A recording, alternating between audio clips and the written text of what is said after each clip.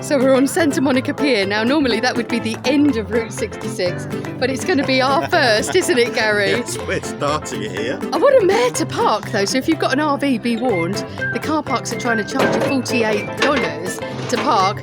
Daylight robbery, so we gave that a miss, didn't we? Parked up the back streets, used the parking sort of meters, and it's $2.50 for an hour. Parked outside the police station, should be all right. We'll be safe. Fingers crossed. So we've come somewhere this morning. It's about 8:30 in LA, and we've come to Marilyn Monroe's Crypt. I love Marilyn Monroe, and I know a lot of women my age and older just absolutely adore her. I feel quite emotional. I'm just looking at her crypt now, and there's lots of kisses on the crypt. You'll see lots of people kiss on it. Now I've got my red lipstick on. I love my red lipstick, and I'm not sure I want to kiss a grave, but I feel like maybe I should. Gary's laughing. Gary? But I feel... Why are you laughing? God, it's like spoiling a really sad moment. I want to kiss a grave. Well, I don't know if I want to kiss a grave. Oh. But it's Marilyn Monroe's grave, so maybe I should kiss it. I'm just trying to find a spot no one else has kissed because I don't want to put my mouth on it. But... Marilyn, what would you do? I'm just waiting for the vibe for her to tell me what to do. Oh dear. So I'm going to do a little kiss. There's my lipstick now. Oh, you can see it's not full because it looks like I've done half a kiss. Got graveyard stuff on me now. Oh, it looks terrible. It looks worse than if I'd done nothing. Oh, sorry, Marilyn, that's a really bad one, but that's all I can muster. I need to wash my mouth in a minute, Gary. So here it is. This is Marilyn's Crypt. And she was born in 1926 and died in 1962. She was only 36, but my goodness, what a legacy that beautiful woman left. Now, if you look at the crypts around her, I'm just going to scan around. This is what it looks like. It's a pretty little graveyard. It's quite quiet. There's a group of tourists over there that are wandering around. It's very early on a Sunday. But above her is a guy called Richard F. Poncher. Now, he bought his crypt. He wanted to be on top of Marilyn. Such a big fan he was. And his biggest request was to be face down on her crypt. I mean, honestly, that's a bit strange, especially as his wife Elizabeth is the next crypt. That's very weird. Anyway, another weird but well-known story is Hugh Hefner's. He paid $75,000 to be next to Marilyn. Can you imagine that? $75,000. There's some kisses on his. No. There's loads of people that are famous that have been buried here. I've just seen Jackie Collins' crypt as well. But there's also Kirk Douglas as well, isn't there, hon? Yep. I've just realised that Marilyn and Hugh's stones are a really different colour to everyone else's. It's more pinky now, whether that's all the years of lipstick kisses, which I expect it might be. But they're all much more grey. But wasn't she a colourful character? Oh, gosh. I feel so emotional. I love Marilyn Monroe. Like, I don't want to leave. I've just loved seeing this. She still stands out now. Bye, Marilyn. R.I.P. darling. God, I absolutely love seeing Marilyn's crypt today, but I really wonder what she makes of Hugh Hefner buying the crypt next to her, given that she didn't actually agree to pose for Playboy. He bought the rights to her photographs that she'd made 4 years previously, and she'd earned about $50 for those photographs. She was desperate, obviously needed to make a little bit of money, and he bought the rights for about $500, and then 4 years later he launched Playboy with her on the cover. She didn't see a dime of it, and by all accounts she had to buy her own copy of Playboy. Can you believe it? So I expect she didn't really like the bloke. I didn't really like him. I mean, this is a grown-ass man who swanned around in a dressing gown 24 hours a bloody day. What do you think of that, Gary? It's quite a good look, personally.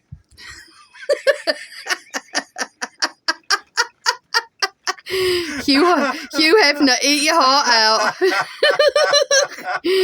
This is Play Men. You are my own personal Marilyn Monroe. Oh. Never guess where we are. So we've come to the Getty Villa, haven't we, Gary? Yeah. Now, this is the thing. It's absolutely free. But you've got to book it online first and get your tickets. Dead easy. They send you an email. So we made it into Getty Villa. God, what a ball ache that was. So he gets to the kiosk and she says, have you paid for parking? Which, of course, I hadn't done. So highly recommend you do that, especially if you're coming in with an RV. And then I've had to ask a few people to move back because they were right up our arse on a hill, weren't they? Well, we finally got collected onto some Wi-Fi. And it sort of got loads of warning signals as you're going through. Danger, everyone can see what you're looking at kind of thing. So, Gary, you can't be looking at anything weird anymore, you know. What, like off-road dirt biking? The villa was open to the public in 1974, you're saying, isn't it? Yeah, well, it was opened in 1974. Whether that means open to the public or when it was built, I can't tell from what I'm reading. So we just picked up some pamphlets. Now, it's built like a Roman palace, Roman really, villa, isn't it? So let's go and have a look around. Well, they always have like these really weird little statues with tiny dinkles everywhere. It's like it's all over the place, isn't it? This is very much, it reminds me of Rome, doesn't it, you, Gary? With like, look how gorgeous this is. Now, it's a bit of a grey day in LA today. I like the colours. It's sort of creams and burgundy and the pillars. It's gorgeous. I'm really surprised at the eyes on these statues. It looks a bit weird, doesn't it? A bit creepy. A little bit creepy, yeah. So this fountain is called 8 Feline Heads. And you'll see the lily pads all around it. It's absolutely beautiful. That's magnificent. There's only a little trickle of water coming down there, so it's really peaceful. Oh, people have put coins in it. And we're going up the marble staircase. It's just enormous. It doesn't feel like a house, though, does it, Gary? No. I mean, if you were living in here, you'd soon get lost. Get upstairs, there's 2 different sections, and I think they have different exhibits on. Going to the Gold Emperor exhibition. I actually checked the statuary of Roman emperors. It's literally so much to see. There's exhibition room after exhibition room. It's incredible.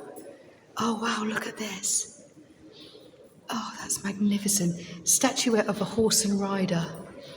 Wow. So the little bit of write-up here says, unlike the horsemen who competed naked in Greek athletic games, this rider wears a short fringed tunic. Imagine competing naked. All of that stuff dangling around on a horse. I'd hate that. Wow. It's simply stunning. Here's the room full of busts and the major sculpture in the centre. It's lovely. I've just been speaking to one of the staff members here. Absolutely loves working here because the whole point of this is anyone can come and see it. Oh gosh, here we go, more tinkle, sorry about this, but it's Roman art. Everywhere you look, it's incredible artwork, and the detail on some of the gladiator sort of outfits is breathtaking. I can't recommend this highly enough. As you'll see, there's sort of an atrium that goes all the way round, but each room that you go into leads on to another exhibit room. There's so much to see. Oh, it's a very sombre room, and here's the mummy of Heraclides.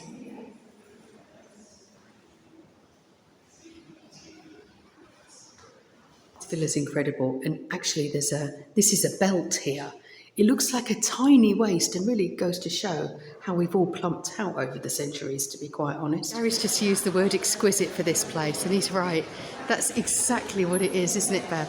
It's utterly exquisite. And we're going to go out to the swimming pool area.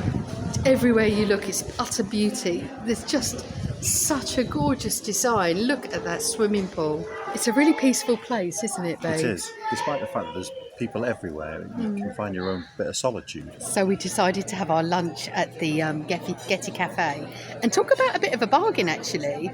Well, it's not super cheap or anything, but it's like $40, wasn't it, for us two? Yeah, for two. I've got a lovely salad, and Gary's got burger and chips, of course, but anyway.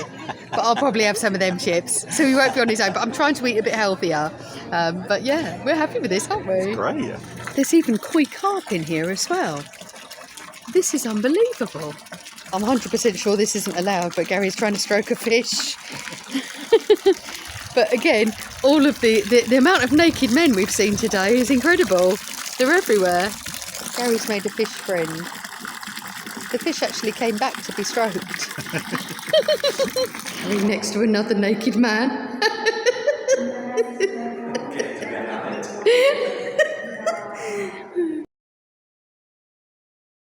So we're at our first crazy location, aren't we, Gary? Yeah. So this is Elmer's Bottle Tree Ranch, and we're just outside of, where are we? Victorville, just outside of Victorville. Just outside of Victorville, and we've been driving down. Now, it's really surprising how much of the Route 66 is desolate now, but it's so great to see this place here. Look at all this crazy stuff. So everything is a little bottle tree, and they've all got loads of bottles. And then at the top, it's got various different pieces at the top. I mean, there was even a bike we saw. I mean, that's massive. There is literally hundreds of these bottles everywhere. There's an old Coca-Cola sign. What's going on? What is it?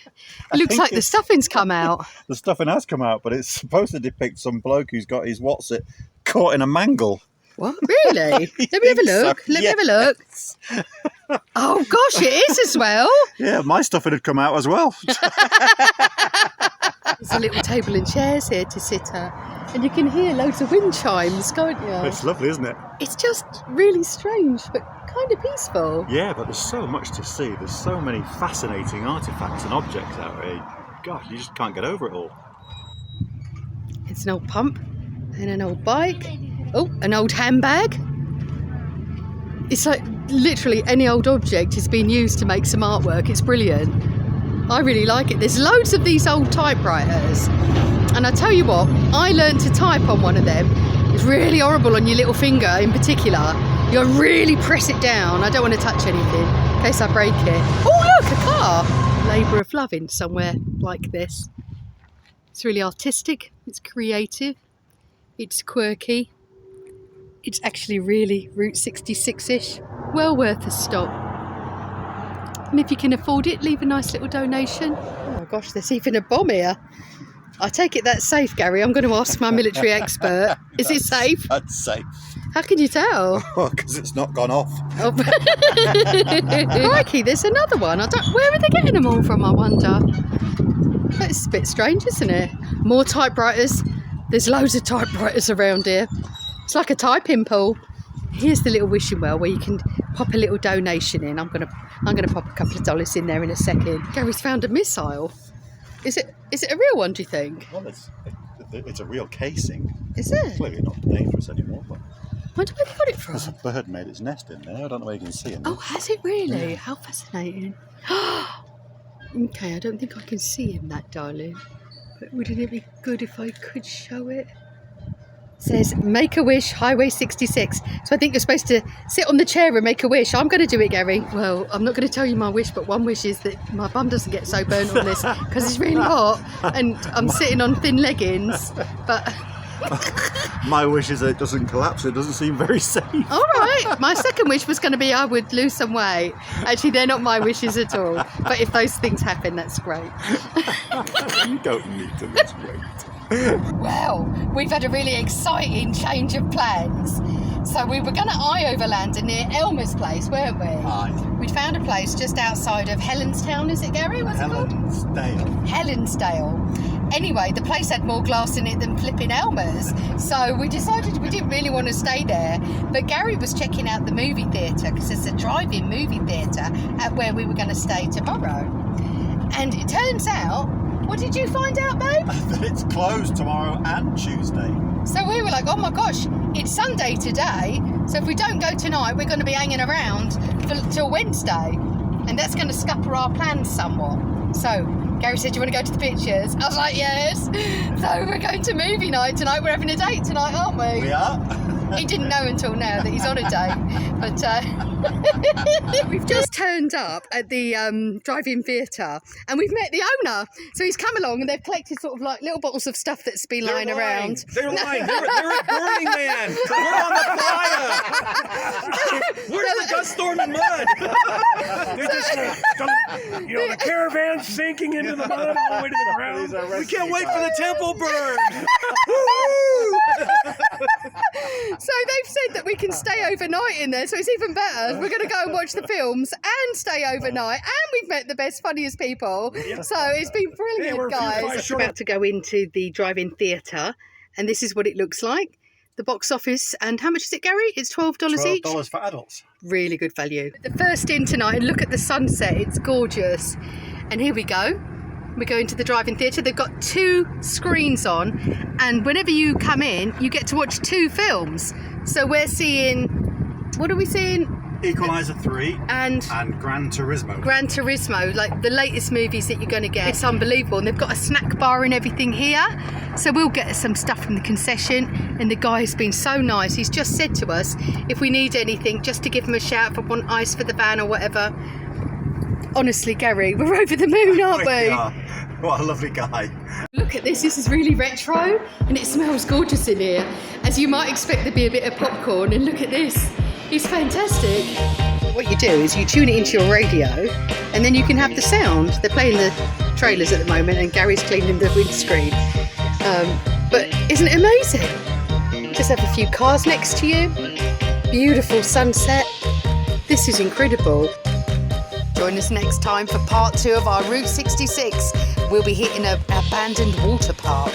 We're also going to be dining in Peggy Sue's 50s Diner, amongst other things. So please hit that subscribe and ding-a-ling that bell if you don't want to miss it.